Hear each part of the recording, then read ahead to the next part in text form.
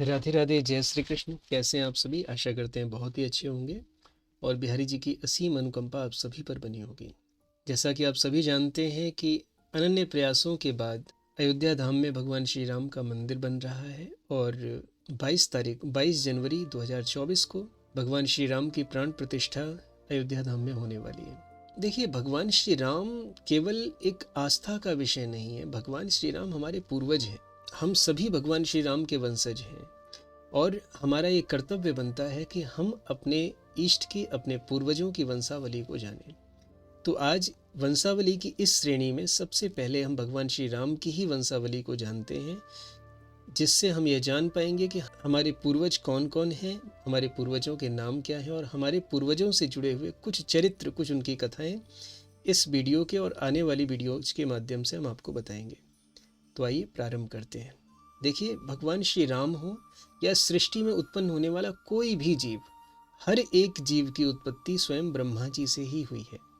ब्रह्मा जी नारायण के पुत्र हैं। नारायण के नाभि कमल से उत्पन्न होने वाले ब्रह्मा जी के 10 पुत्र हुए हैं। इनमें से एक पुत्र है मारीची। मारीची के पुत्र हुए हैं कश्यप और कश्यप मुनि की 13 पत्नियां, जो कि राजा दक्ष की, प्रजापति दक्ष की पुत्रियां हैं। इन 13 पत्नियों के साथ कश्यप मुनि ने अपना जीवन यापन किया। कश्यप मुनि के जीवन की एक विशेषता यह है कि कश्यप मुनि से ही अधिकांशतः सृष्टि की उत्पत्ति हुई है। कश्यप मुनि से ही दैत्य हुए हैं, कश्यप से ही दानव हुए हैं। अलग अलग पत्नियों से अलग अलग योनियों का वर्णन आता है। जैसे जो कश्यप मुनि की पत्नी है दिति, इनसे दैत्यों की उत्पत्ति हुई है। अदिति से देवताओं की उत्पत्ति हुई है। कद्रु से सर्पों की उत्पत्ति हुई है, तो वहीं वनिता से गरुड़ देव की उत्पत्ति हुई है। इस प्रकार से अलग अलग पत्नियों से अलग अलग योनियों के जीव उत्पन्न हुए हैं। कश्यप मुनि के ही एक पुत्र हुए जिनका नाम है विवस्वान। विवस्वान सूर्य का ही पर्यायवाची है, अर्थात सूर्य को ही विवस्वान कहते हैं। यहीं से सूर्य वंश की स्थापना होती है और आगे के वंशजों को सूर्यवंशी कहा जाता है। विवस्वान के ही पुत्र हुए हैं वैवस्वत मनु। वैवस्वत मनु के 10 पुत्र हुए हैं।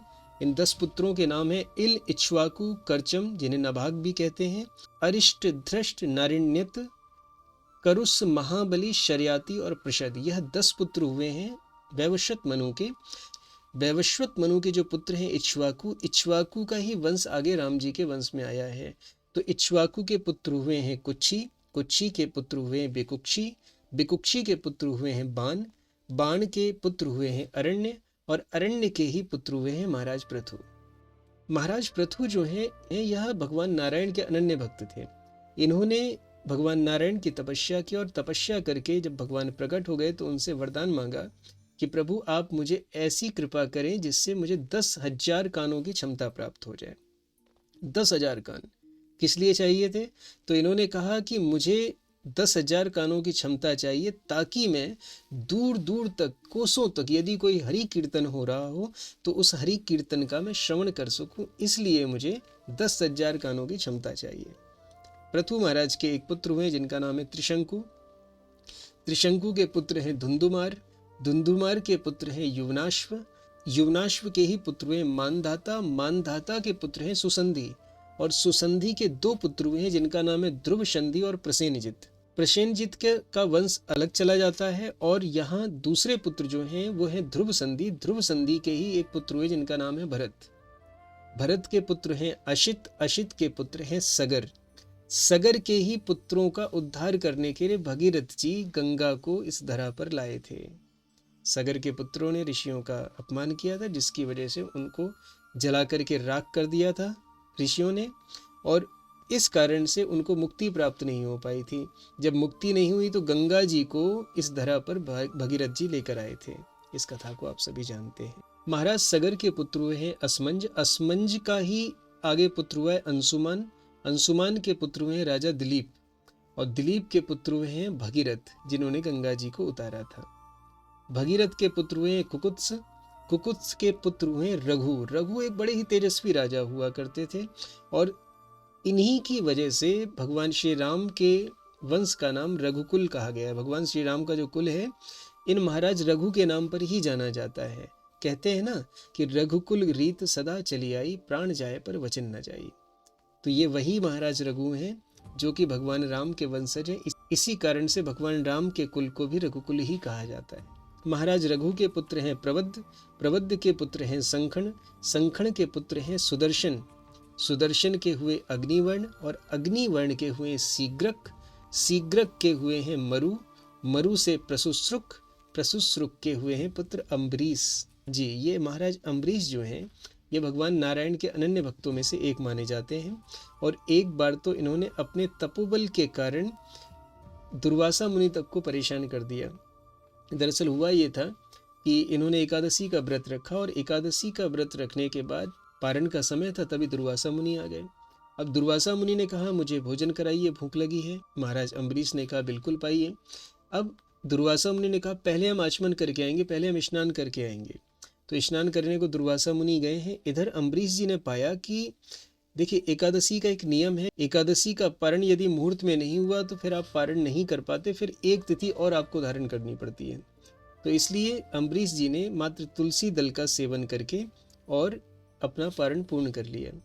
अब जब दुर्वासा जी आए, दुर्वासा जी ने देखा कि पारण हो चुका है, बड़े क्रोधित हुए और क्रोध में आकर के श्राप देने लगे। जब श्राप देने लगे तो भगवान नारायण का सुदर्शन दुर्वासा मुनि के पीछे पड़ गया।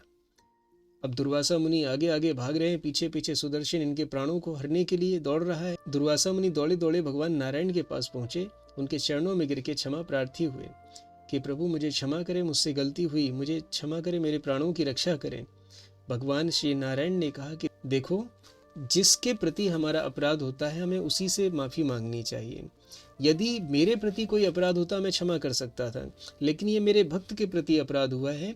यदि तुम मेरे भक्त अम्बरीश के पास जाकर उससे क्षमा मांग लोगे, उससे माफ़ी मांग लोगे और उसने तुम्हें क्षमा कर दिया तो तुम्हारे प्राणों की रक्षा हो जाएगी। तो दुर्वासा मुनि दौड़े दौड़े गए, अम्बरीश के चरणों में गिरे और अम्बरीश को प्रणाम करके उनसे माफ़ी मांगी और अपनी गलती के लिए क्षमा प्रार्थी हुए। तो ये महाराज अम्बरीश हैं जिन्होंने भगवान नारायण के व्रत एकादशी को धारण करके अपने जीवन को मोक्ष की गति प्रदान की। अम्बरीश के ही वंश में आगे हुए हैं नहुस, नहुस के हुए हैं ययाति, ययाति के हुए हैं नाभाग और नाभाग के पुत्र हैं अज और अज के पुत्र हैं दशरथ। महाराज दशरथ के 4 पुत्र उत्पन्न होते हैं, कौशल्या जी से राम, सुमित्रा से लक्ष्मण और शत्रुघ्न और कैकई से उत्पन्न होते हैं महाराज भरत। इन 4 पुत्रों का वंश आगे चलता है। इस वंश के विषय में यदि आप जानना चाहते हैं तो आप हमें कमेंट में लिखिए। हम आपको एक नया वीडियो बनाकर राम, लक्ष्मण, भरत और शत्रुघ्न के वंश की भी चर्चा आपको सुनाएंगे, जिससे कि आपको यह जानकारी प्राप्त होगी कि आखिर राम जी के बाद उनका वंश कैसे आगे बढ़ा, भरत जी का वंश कैसे आगे बढ़ा, शत्रुघ्न का वंश कैसे आगे बढ़ा और आज उनके वंशज कौन कौन हैं, इस विषय में भी हम जानकारी प्राप्त करेंगे। तो आशा करते हैं आपको ये जानकारी अच्छी लगी होगी और अपने पूर्वजों के विषय में जानकर आपको बड़ी खुशी हुई होगी। यदि अच्छी लगी है, आपके जरा सी भी ये जानकारी कोई काम आ रही है, तो एक लाइक का बटन जरूर दबा दीजिएगा। राधे राधे, जय श्री कृष्ण।